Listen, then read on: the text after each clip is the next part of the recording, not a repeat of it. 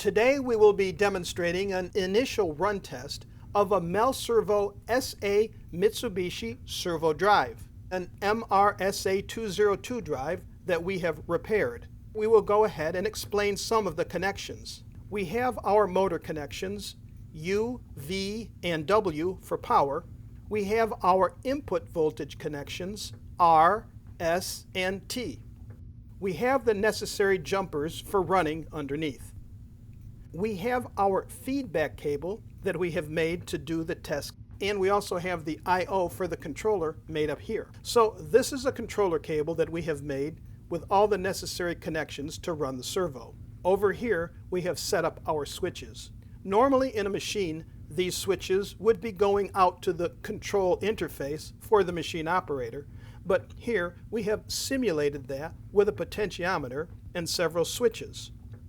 This switch is for our run enable signal.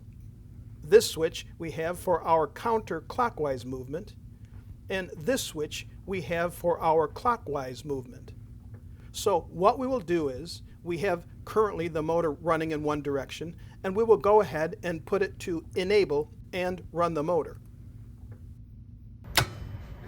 So we hear the contactor pull in, and the motor is running in a counterclockwise rotation. We will monitor the drive and look for any faults. So far so good. Now we will stop the drive and switch direction of the motor. So we will turn the counterclockwise direction off and the clockwise direction on, and we will again enable the motor.